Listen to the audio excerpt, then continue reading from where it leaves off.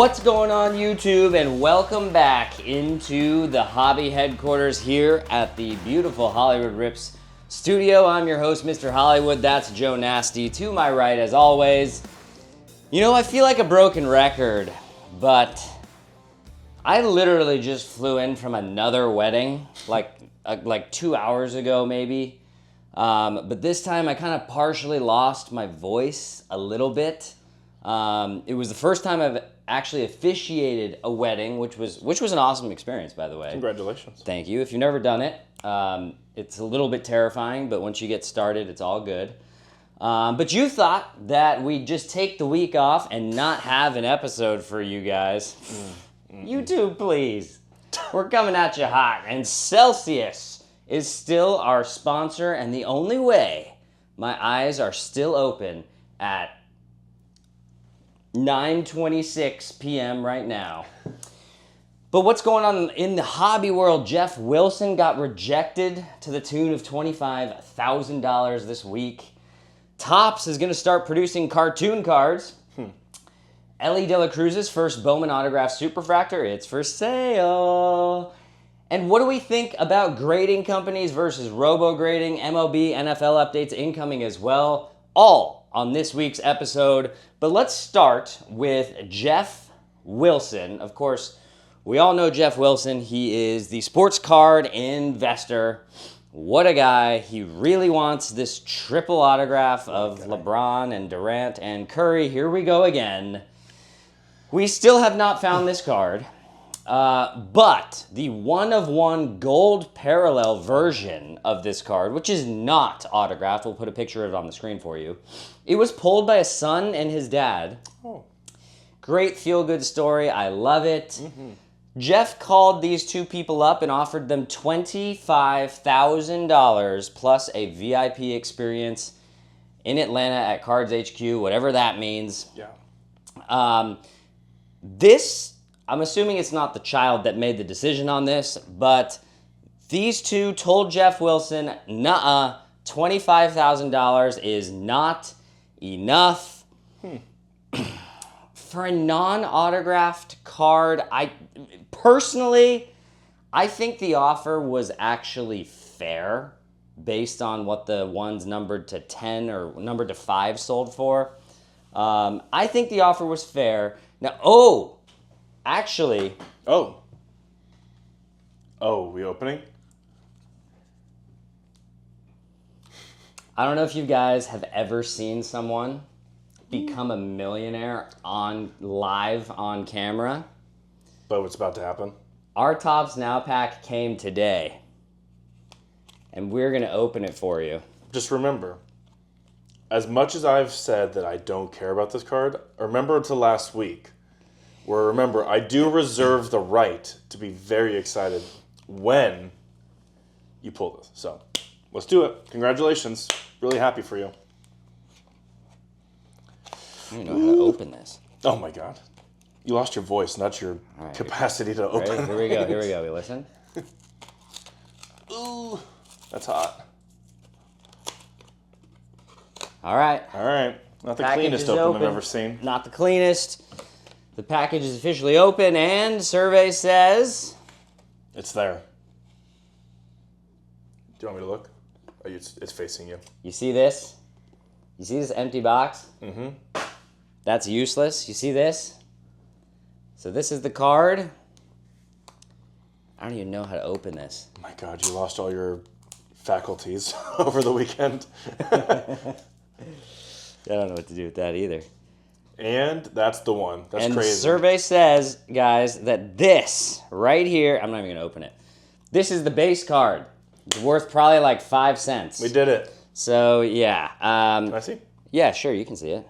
What do you think? Beautiful card or not? So you LeBron looks constipated. You basically now reserve the right to say that you still don't like this card. Yeah, like I said before, no one cares.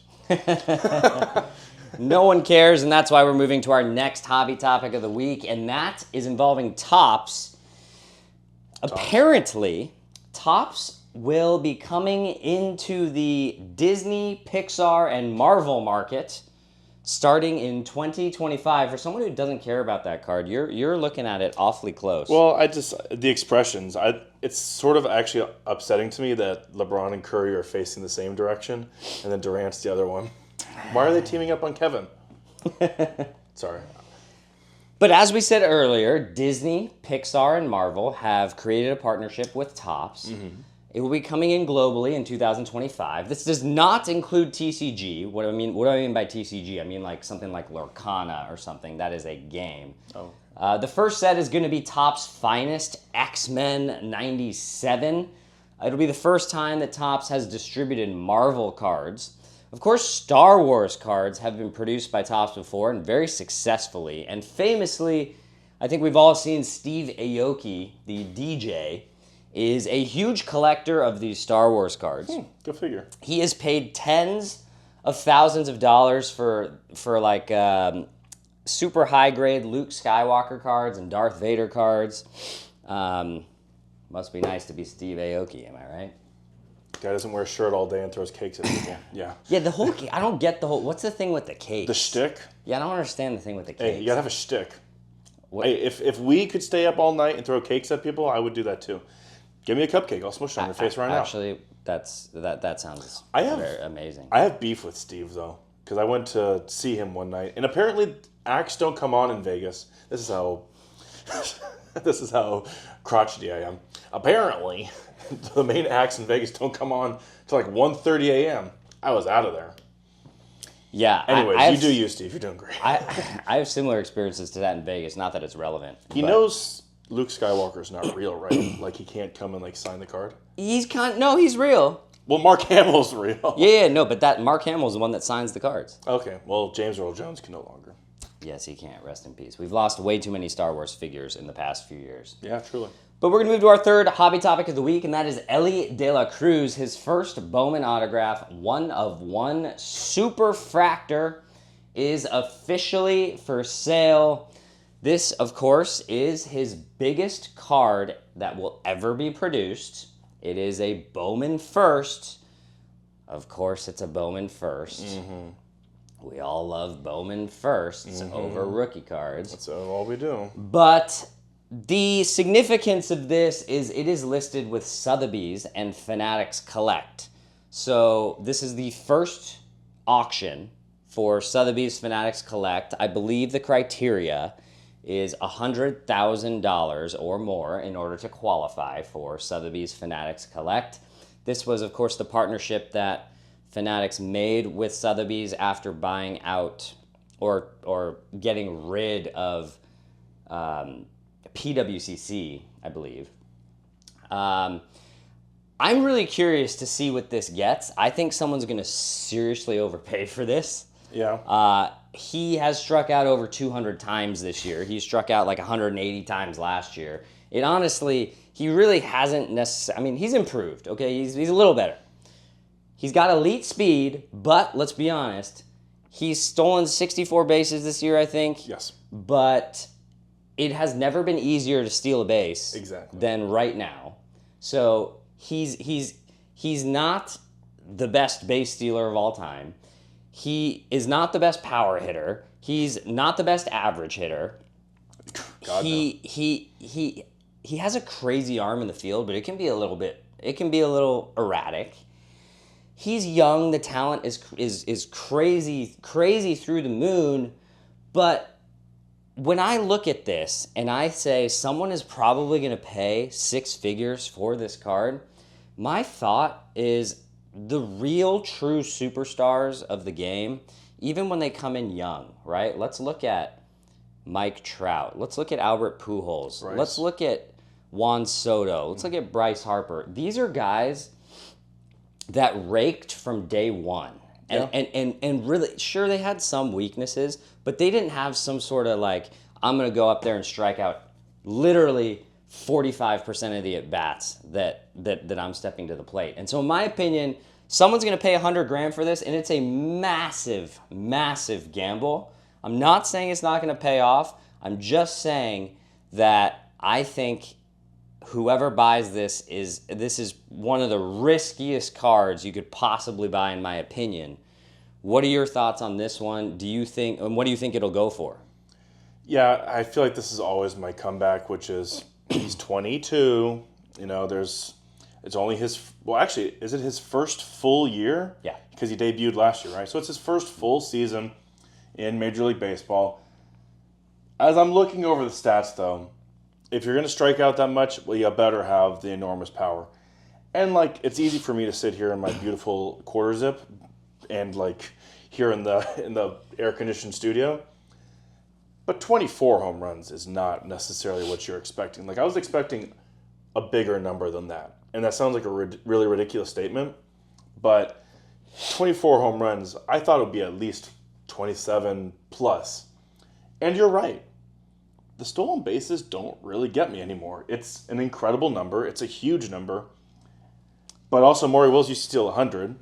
And in today's day and game, you can't even throw over twice. You just can disengage twice. Right.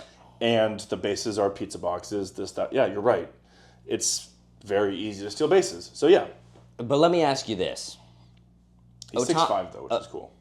It's crazy. I wish I was 6'5". Do you know? I'm only 6'3". Imagine the airplane you flew on today. Well, I'm only 6'3", so, you know.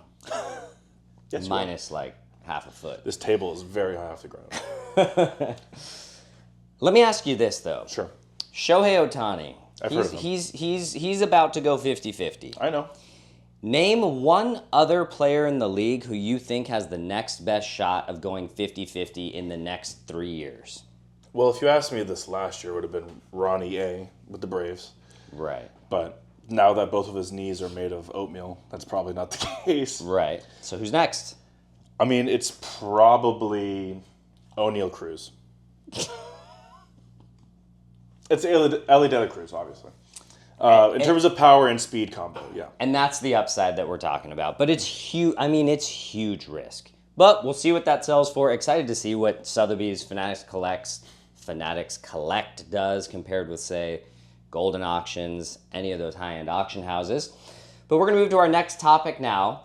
Grading companies versus Robograding companies. What do I mean by that? I mean traditional grading, PSA, SGC, Beckett,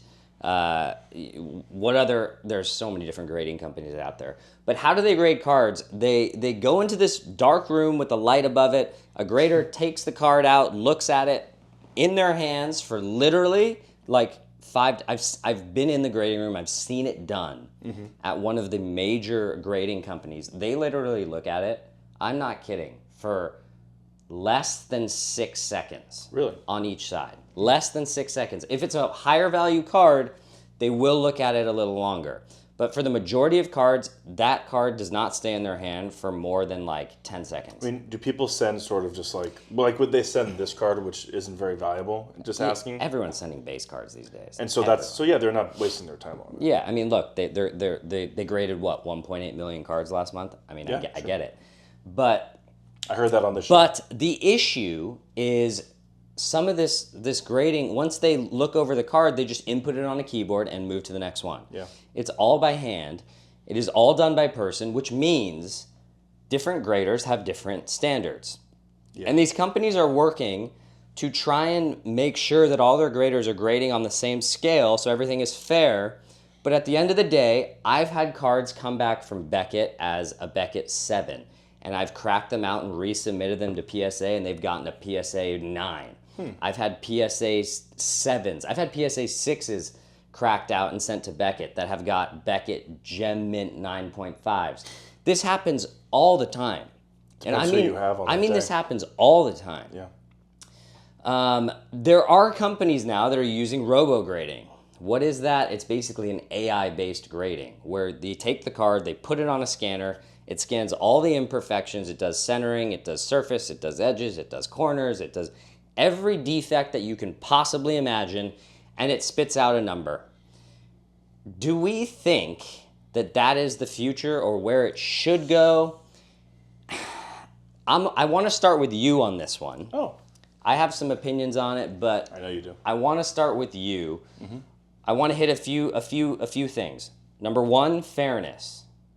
Is Robograding more fair? Number two, Obviously, there's a cost associated with this. It becomes much cheaper for these companies to grade things if they're using AI as opposed to employees. But what are your thoughts first?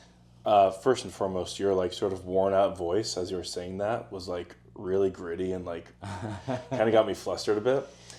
Yeah. This is really pulling out like a lot of different strings of how I believe. I'm getting married on Wednesday. Yeah, you are. Not to you. I don't. No, you're not. I don't love the influx of like AI taking over all of our jobs and this, that, whatever. Yeah. But God, you gotta stop. It's crazy. And so I'm kind of shocking myself. But if AI can take different jobs, then the Robograding, I think, is probably actually, and I'm shocking myself, the better option here. And I say this because of one of my few true experiences, which is when we went to that convention in Pasadena. And so I saw the people sitting there. I saw how long they were there, the shift lengths, how long they were taking to look over each one. Like, as a human, I have experience. Like, if you do the same thing over and over and over again, you get worn down. The quality of work will go down. Yeah. It could be an hour shift, but your quality of work somewhere in that hour is going to deteriorate. On top of that, they had the customer sitting on their shoulder being like, I'm pretty sure that's a 10. Yeah, you should give that a 10. Like, this would really ruin my whole life if you don't give this a 10. I would say let's go Robograde. And if it's like a 10 out of 10 out of 10, maybe you have like a human checker. And you said it. These guys are sitting there. They take a car, they pass it through. Like, they're getting worn down. That's just, I don't care how not physical it is. Yeah. So, yeah, the cost, this, that, whatever, I think it all says robots. Yeah, I hate, honestly, I hate to say it too. I know. But after seeing how this process is done, how the cards are received, at the end of the day, these cards get handled when they get received. They get slapped onto a scanner and then slapped onto this and then moved to here and then moved to there. And then they get taken out of your top loader or your, I forget what it's called, card saver. They get taken out of your card saver and out of the penny sleeve. They get damaged all the time. Just in the process. I really hate to say it, but I think Robograding is also the most fair way to do this going forward. It's just going to be kind of interesting when you have cards that are like embossed or have raised surfaces, how the AI is going to be able to tell, like, oh, this part of the surface is supposed to be raised, this one is supposed to have a dimple. But they would be able to do 100 times the volume if they could figure it out. Yeah, they 1.8 would go to. Yeah, they wouldn't have to pay any employees. Which sucks. Right? Sucks. But this is a whole nother debate for just society and AI, honestly, at this point. But so we're both, interestingly, on the robo side of it. Think about how much money is potentially on the line with some of these. And like the story that you just told is really what convinced me, especially. Like, if you don't really have consistency amongst the, like, the fact that you could have a 7 with someone else, but that turns into a 9, that's a difference of certainly a couple $100. Well, let alone who knows what else. Well, I mean, this could be the difference of millions of dollars. Yeah, it exactly. really can be. I was on the low end, but yeah, I mean, in some cases, difference between a 9 and a 10 could be literally millions of dollars. So to not have that standard, is kind of. What if Steve is having a bad day? Yeah, so you exactly. toss it down to PSA and Fred's like, he just met a new person in his life and he's on top of the moon and like he's like 10s for everybody. You know, you just don't know what you're getting when you send these out. I'm with you. I think we got to get a little closer to AI Robograding in this scenario. It seems like the only fair way. But let's get into our baseball update for the week. The Yankees are 3 games out ahead. I meant ahead of the Orioles in the East now. So they've opened up a little bit of a cushion. Yeah. Cleveland +4, Houston +4.5, Philly +8.5, Milwaukee +10, and the Dodgers whittled down to just 3 yet again. We have a lot of news out of Los Angeles recently. Tyler Glasnow as his last name suggests, is done for the year yet again due to elbow inflammation, truly made of glass. Just when the Dodgers thought, we're getting Yamamoto back. Really, yeah. We're going to be full strength. They go and they lose their, it's hard to say that Glasnow was like their third biggest acquisition of the offseason. He was, but yeah. But yeah. He was as important, though. Yeah, but Glasnow is done for the year. Yamamoto pitched well in his return, though. He did. But the interesting story that developed was Dave Roberts was asked about Shohei Ohtani potentially pitching in the playoffs. And his response was that he would not rule it out. He did not say whether it would be from a relief standpoint or a starting standpoint. Obviously, we've seen Shohei in both roles. He did close out the WBC for Japan last year. So we've seen him in both roles. How crazy would it be to see Ohtani come out of the pen in the playoffs? I'm a little bit, to be honest with you, to invest this much money and this many years into someone like this who's really, this is the first time that this specific type of TJ has been done. Yeah. I'm personally not risking it for the biscuit, in my opinion. 20 seconds, would you risk it? I think it depends on the situation. Is this a game one where game three where Gavin Stone had only made it 3 innings and you're going reliever after reliever after reliever? What round? It's got to be NLCS or World Series. I agree. Yeah. I agree. And it's got to be a closeout game. I agree. Or like something to push it to a closeout game. Yeah, I agree. Yeah. I agree. But we'll talk a little bit. It doesn't matter now. The pitching's in tatters. They're not going. I don't think they're going to get to that point anyways, to be honest. Yeah, their rotation is looking honestly pretty shaky at this point. Remember how bad it was last year? Better or worse now than the rotation last year? I'd say just about the same. Which is terrible. Yeah. They're going to have to score 6 or 7 runs a game. That's just, they're going to have to do that. But this lineup can do it. Yeah, well. Other big news out of the baseball world, Corey Seager's done for the year. Not like it matters, although we do love Corey Seager. So handsome. Jason Dominguez was called up and has been horrid. He's like 2 for his first 17. I want to do a quick Judge, Ohtani, and Bobby Witt Jr. check-in, the whole MVP race check-in, and LOL Francisco Lindor. Those of you who think that Francisco Lindor should be considered for MVP, I want to show you this graphic here. Yeah. This is Shohei Ohtani versus Francisco Lindor. Ohtani, as you can see, leads Lindor in WAR, hits, homers, RBIs, stolen bases, average, OBP, slugging, OPS, OPS plus. His team is in first place, and he leads almost every single category by 20 or more for the most part. Let's talk about the Mets and Lindor. Lindor leads in the number of games played and at bats, but let's keep in mind the Mets, as of today, according to ESPN, have a 43% chance of making the playoffs. They are third in their division, 9 games out of first place.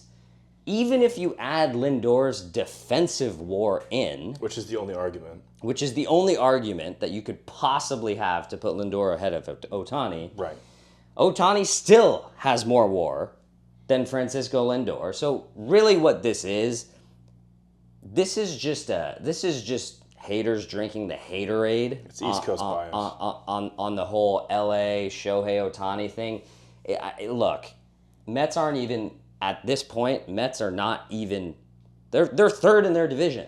Mm-hmm. Like, their odds are they probably won't even make the playoffs, and you're telling me that someone who, just because he plays defense, deserves to get the MVP over someone who is literally doing something that has never been done before ever, and their team is in first place.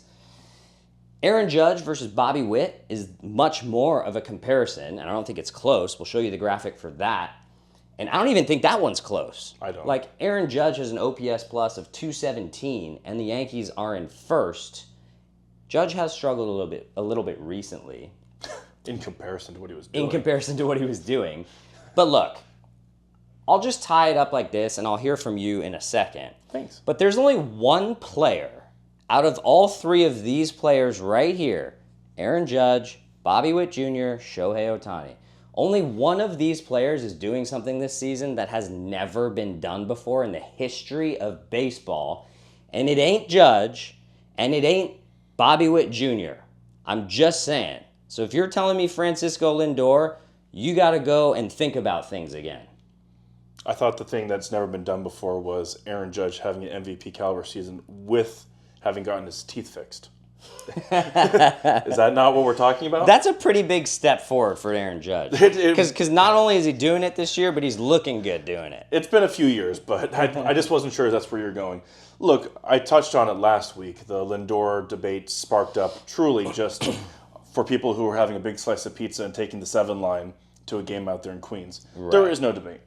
I will say this for the AL, and I'm leaning heavy Aaron Judge. Reason number one, he's just flat out having a better year. Like, that's, we're showing the numbers, this, that, whatever. The stat I value the most is OPS. I'm a big OPS guy. And 1.147 is insane. That's Aaron Judge's. Now, 979 is a remarkable OPS for Bobby Witt Jr. But that's just how good Aaron Judge has been. He's slugging and he's getting on base. He's not just hitting little dinker singles. Not that Witt is, but Judge is more valuable. Yeah, I mean, chicks dig the long ball. Do they ever?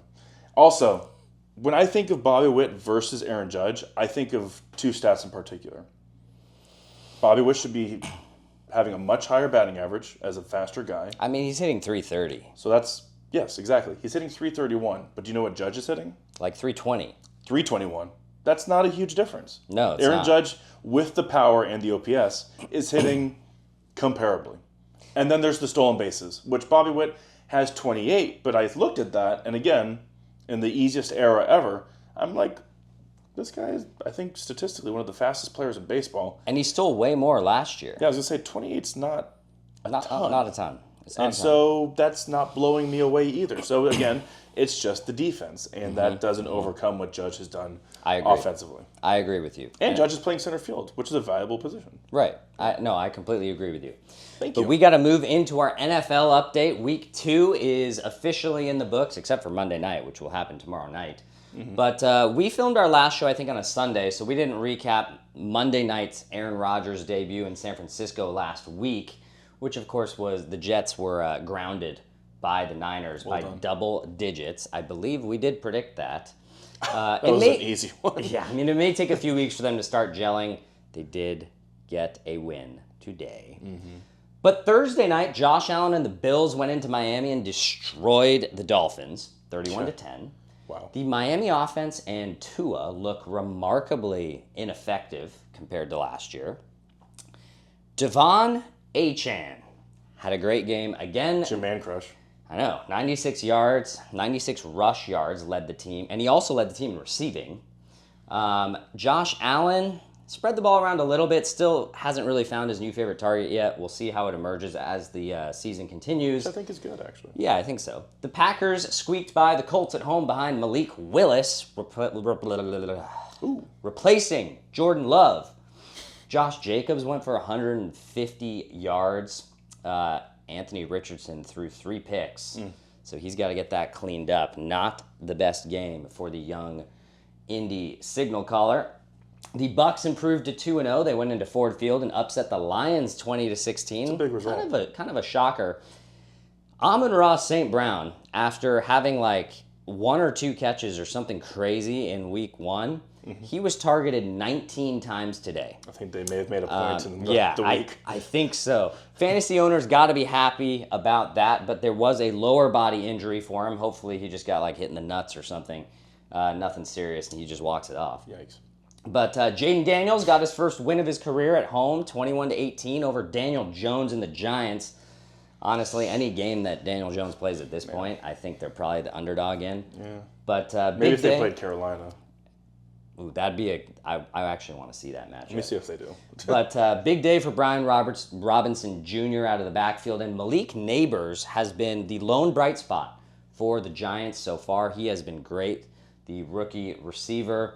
The Saints put up 40-plus yet again. They crushed the Cowboys. Yeah, how about that? In Dallas, 44-19. Alvin Kamara had 4 touchdowns on the day. Derek Carr looks solid. The question is this the best offense in the NFL? Rashid Shaheed is apparently the WR1 now over Chris Olave. Dak threw 2 picks. But let's talk about this Dallas rushing attack. Dowdle and Zeke Elliott combined for 46 yards. Ezekiel's still there. Incredible. He's back. I'm pretty sure that like Jerry Jones is more explosive at this point than any of these people. In what way? In the backfield. But the Seahawks moved to 2-0 on the road against the Patriots. We're going to cue the Jackson Smith and Jigba era. He had a great game, 100-plus yard game. DK Metcalf was a beast today as well. The Patriots' run game looked solid. Brissett is kind of what the issue is. But honestly, I don't think the Patriots are actually as bad as people think they were going to be. They're actually not that bad. The Chargers improved to 2-0 in the Harbaugh era with a win at Carolina. Like it was hard. It was at Carolina. But Bryce Young is clearly not an NFL quarterback at this point. Tough situation, but yeah. 84 yards today and a pick. That's 3 already. Oof. At this point, Bryce Young just looks like a 9-year-old playing against grown men at this point. Oh, is that a size thing? I mean, Kyler Murray also looks like a 9-year-old, but then it like goes flying out of his hand and actually into his receiver's hands. You know, it just looks like you're playing on like midget cheat mode on Madden. You know, Kyler's like the little remote car that buzzes around. Yeah, exactly. Side note: J.K. Dobbins actually has looked pretty good for the Chargers. Yeah, so that's a good sign for LA. But surprise, surprise, the Vikings. Yeah, how about this? Upsetting the Niners at home, 23-17. They are now 2-0. Sam Darnold has been very solid, 268 yards today, 2 touchdowns, 1 pick.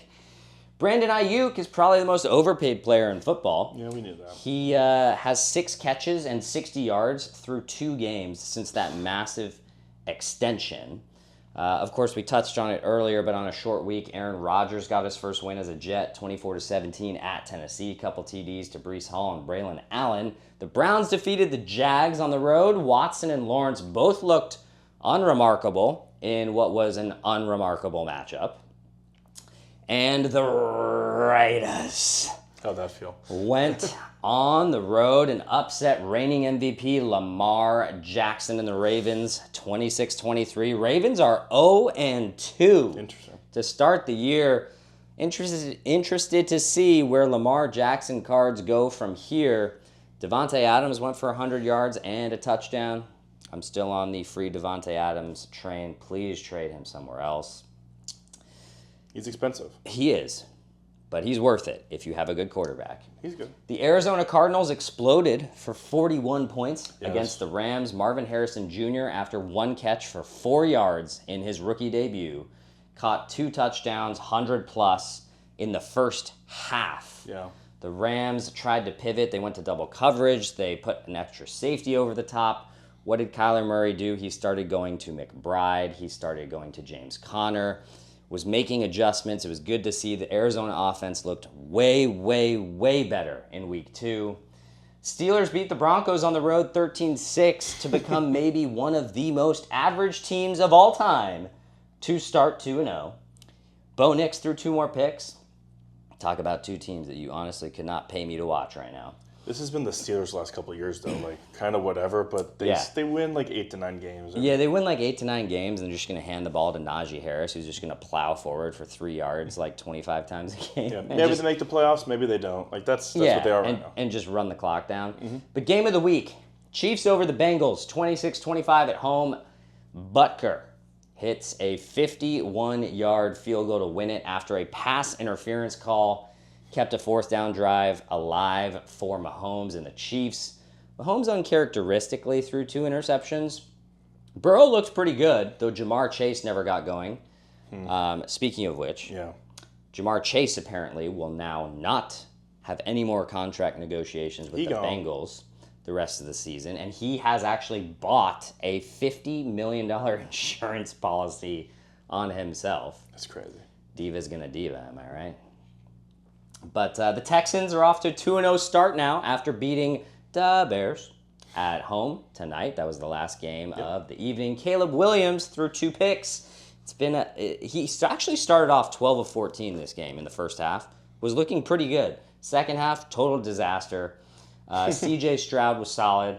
Mixon was a little ineffective, a little banged up. Nico Collins looks like he's the real deal, though. 100-plus yards again and a touchdown. Tomorrow night, Monday night, Falcons at Eagles. Be really interesting to see if Kirk Cousins can move around and looks good on the road in Philly. It's going to be a brutal atmosphere for him. Of course, Bijan Robinson is also looking to have a bit of a bounce back. I know that was a lot. Give me your 1-minute take on week 2 of the NFL. I'm going to move ahead in terms of 8 weeks because I love international relations. So November 10th, actually this may not be week 10, I saw November 10th. Yeah. I was like, 6:30 a.m.?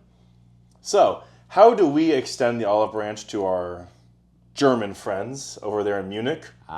Here's an idea. How about, after I said it, I had to look at the schedules. You like football overseas? How about Daniel Jones and the New York Football Giants versus little mini Bryce Young and the Carolina Panthers? November 10th. Get it while it's hot. I cannot believe that is the NFL Europe match. Yes or no? You're waking up at year. 6:30 a.m. Pacific to watch that. Oh, I will be watching that. I wouldn't watch that if someone paid me $1,000. I wouldn't. Hey, that's the challenge. If someone wants to offer me $1,000 to watch that at 6:30 a.m. At 6:30 a.m. I will decline it. I guarantee you that. I will decline. Not even like a Monday night game, which would still be terrible. No chance. 6:30 a.m. No chance. Munich, Allianz Arena. Woo! Well, that'll do it for us here at for the hobby headquarters here at the Hollywood Rip Studio. I can't wait for that one. Thanks for joining us once again this week. Remember, if you liked the episode, don't forget to like, comment, and subscribe down below. You're a real one for doing it and helping us out if you did so. So until next time, from us here at Hollywood Rips, Mr. Hollywood, Joe Nasty.